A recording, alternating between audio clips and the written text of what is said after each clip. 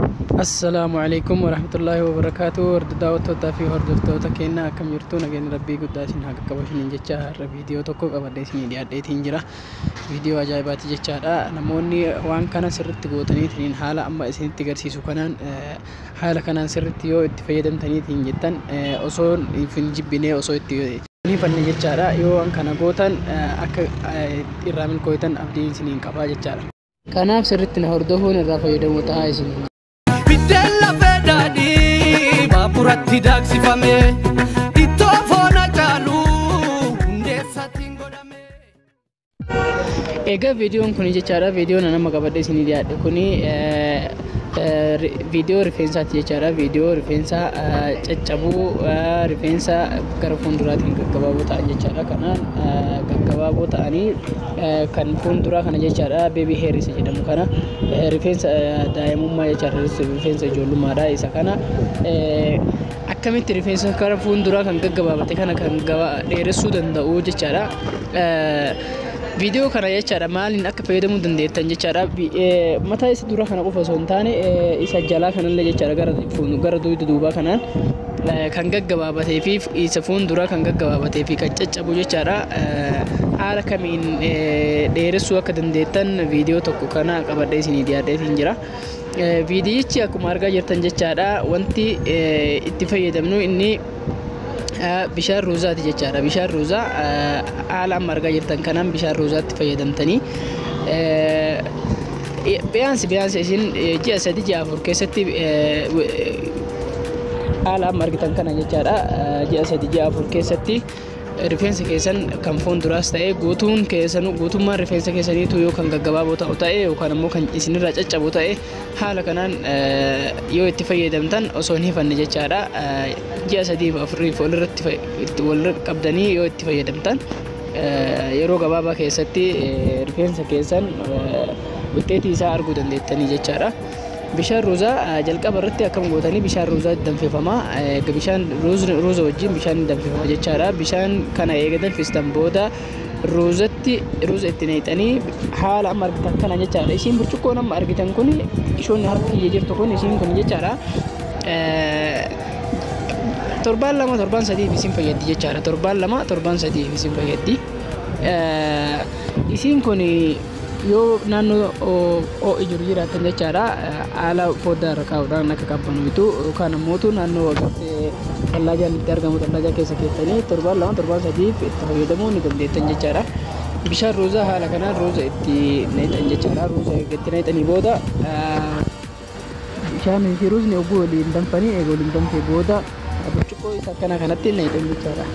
Burcuqqoo kanatti eega naqxanii booda bifa amma argitan kanaan itti naqxanii itti fayyadamtan jechaadha. Sana booda bishaan kana eegitti naqxanii booda amma haala amma argaa jirtan kanaan jechaadha kun isa rifeensa isa fuulduraa qofa jechaadha. Rifeensa isa fuulduraa qofa haala kanaan isheen tun amma haala gaariidhaan waan an qabduuf haala gaariidhaan waan itti fayyadamtee jirtuuf rifeensi fuulduraa hangana dheeratee jira jechaadha. Kan kanarra gabaabaas yoo kan kanarra gabaabaas ta'e jechaadha rifeensi keessan yoo isin hin hifanne yoo haala gaariidhaan itti fayyadamtan yoo akkaataa amma isinitti garsiisu kana itti fayyadamtanii itti kan fayyadamtan taate akka yeroo gabaabaa keessatti wixxeetii isaa argitan isin hubachiisa jechaadha. Amma kana kan argitan kana kun suuraan lamaan kun jechaadha isuma takkaadha isheen tun nama tokkodha.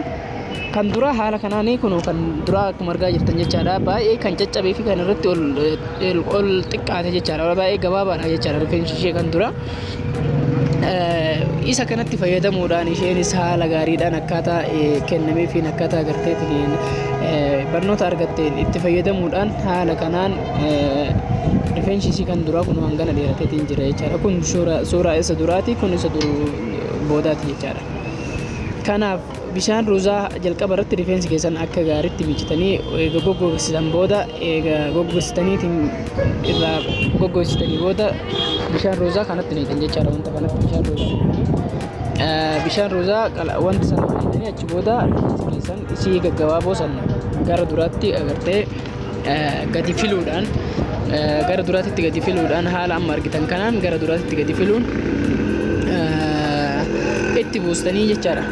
Gara fuulduraatti itti buustanii jechaadha sirriitti rifeensa keessan yoo rifeensi keessan kan hundi isaatu gabaabaa ta'u ta'e yookaan ammoo kan caccabeetiin yeroo hedduu isin rakkisu ta'e yoo yeroo hedduu kan isin rakkisu ta'e haala hundattuu tartiibaan jechaadha filuudhaan namni akka isinitti gochuudha itti naqan jechaadha rifeensatti eega rifeensatti naqaniitiin geessisan jechaadha haala amma argitan kanaan jechaadha eega itti buuftanii booda deebitanii harka keessan lamaaniin sirritti sokkoomtanii jechaadha keessatti gadi sukkuumuudhaan bishaan roozaa kun akka gara hanga dhumaatti sirritti hanga hundee rifeensa keessanii isaan sirritti argatutti harka keessan lamaaniin sirritti sukkuumtanii jechaadha. Haala kanaan akkuma amma argaa jirtan kanaan ni sukkuumtan jechaadha. Sirritti eega sukkuumtanii geessitan booda jechaadha. Garuu laakiin sirritti akka wanti kun bishaan kun keessa isaa hundee isaa gadi dhaqqabutti sirritti sukkuumuu qabdanii jechaadha. Eega sukkuumtanii booda ammoo deebitanii haala amma argaa jirtan kanaan amma kun waan argitan amma fuuldura kana jechaadha. Fuuldura suuraa kanaatitti rifeensi gabaabaan yookaan beebi heeriin hin argamu jecha hin jiru. Guutumatti dheeratee fi guddatee fi waan jiruuf jechaadha. Har'a caalatti namoonni keenya shamarran keenya yeroo hedduu akkamitti rifeensa dheeressinaa akkamitti rifeensa keenya kan caccabe dhaabuu dandeenya kan jettan yeroo hedduu koomantii godhaa turtanii kan hundaayyuu haala wanna jedhamu kanaan tartiibaatiin isiniif kan dhiyeessu ta'a inshaallah gara fuulduraatti haala kanaan amma sirritti sukkuumtanii jechaadha.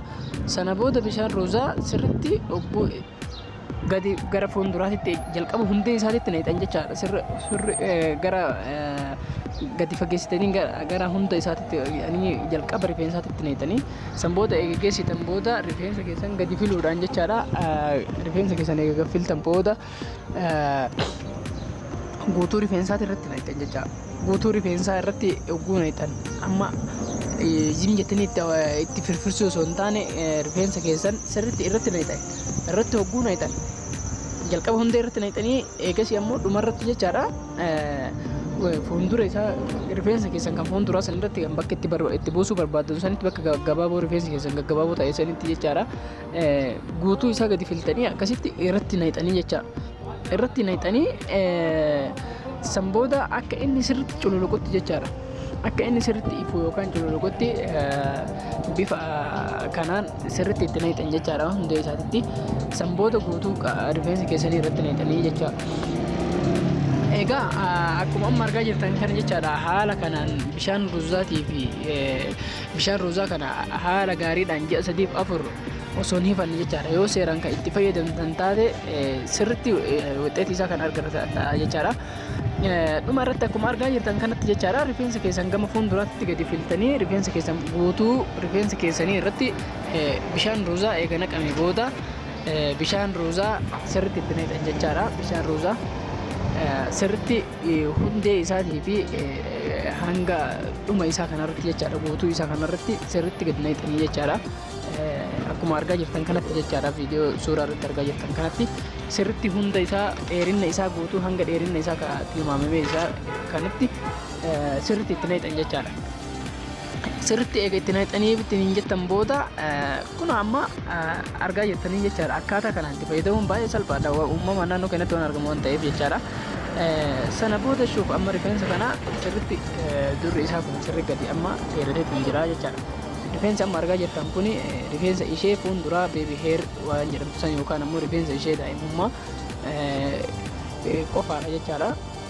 Ishee shan qofa jechaadha. Kan amma argaa jirtan kun rifeensi kun jechaadha. Amma kan argaa jirtan kun beebi heer jechaadha.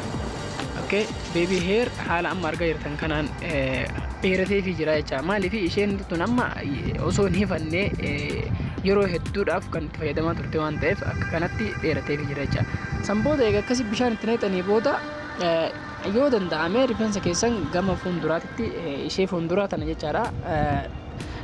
Dhahuu yookaan gonoggonoo isa afaan biraatiin jedhamu kana gonoggontanii jechaadha gama lamaanittu kan nus cinaa tokkootis akkasumatti cinaa tokkotti dhoyitanii cinaa kaanis akkasumatti cinaa kaanitti dhoyitanii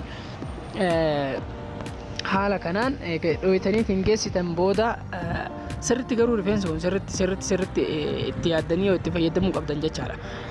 Isa kana gama fuulduraatti dhoyitanii eega dhoyitan booda amma rifeensa keessan ishee duubaa kan argamtu kana kun akkanatti booda ishee tana sirriitti culluquu qaba jechaadha. Rifeensi keessan sirriitti ifuu qaba, addaatuu qaba jechaadha. Bakka amma bishaan roozaa itti gootan kun haala amma argaa jirtan kanaan sirriitti keessa seenee hidda rifeensa keessanii sirriitti argatuu qaba jechaadha.